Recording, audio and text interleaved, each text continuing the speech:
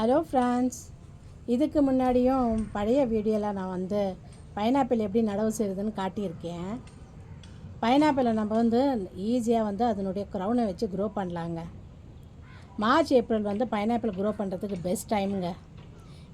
நான் ஹைட்ரோபோனிக் ஃபார்மில் வந்து பைனாப்பிளை க்ரோ பண்ணியிருக்கேன். இதை வச்சு ஒரு மாதத்துக்கு மேலேயே இருக்குங்க. இங்கே பாருங்கள், எவ்வளோ அழகாக க்ரோத் ஆகிருக்கு பாருங்களேன். எவ்வளோ அழகாக வந்து ரூட்ஸ் வந்திருக்கு பாருங்களேன். இங்கே பாருங்கள், புது ரூட்ஸும் வந்துகிட்ருக்கு. இங்கே பாருங்கள், சாயிலையும் க்ரோ பண்ணியிருக்கேன். இங்கே ஒரு பாருங்கள், இங்கே ஒரு க்ரௌன் வச்சுருக்கேன். இதுவும் நல்லா வளர்ந்துக்கிட்டு இருக்குது. இதை எடுத்து வேறு இதில் நடணும்.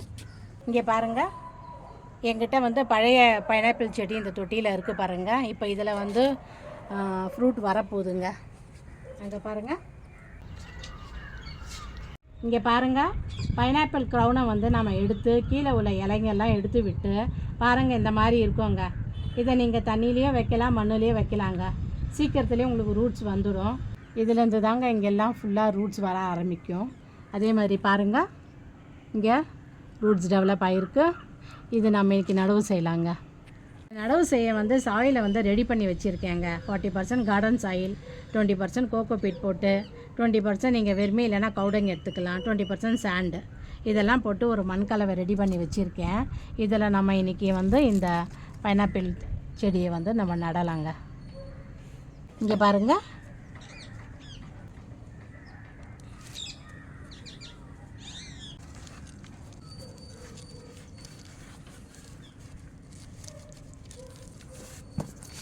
அவ்வளோதாங்க.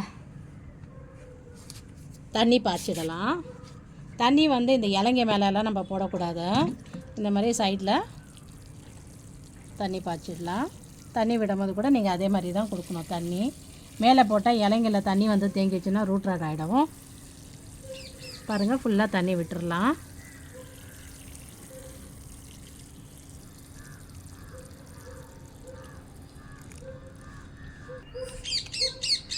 அவ்வளோதாங்க. இதை எடுத்து நம்ம ஒரு 5 மணி நேரம் சன்லைட் படுற இடத்துல வந்து நம்ம வச்சிடணுங்க.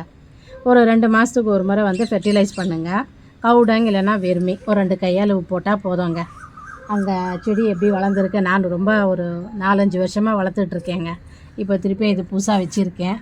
சரி, நான் வச்சு வந்து நல்லா க்ரோத் எடுத்துடுச்சு அப்படின்னு சொல்லி பாருங்கள், மேலே இலைங்கெல்லாம் வந்து புதுசாக வந்திருக்கு. இது அதனால் சரி, இது நடவு பண்ணும்போது ஒரு வீடியோ எடுக்கலாம் அப்படின்னு தான் எடுத்து காட்டினேன். ஆனால் நீங்களே அந்த மாதிரி வந்து பைனாப்பிள் செடி வைக்கலாங்க. வீட்டில் நம்ம வந்து ஃப்ரெஷ்ஷாக ஆர்கானிக்காக சாப்பிட்லாங்க. உங்களுக்கு என்னுடைய வீடியோ பிடிச்சிருந்தா லைக் பண்ணுங்கள், ஷேர் பண்ணுங்கள், சப்ஸ்கிரைப் பண்ணுங்கள்.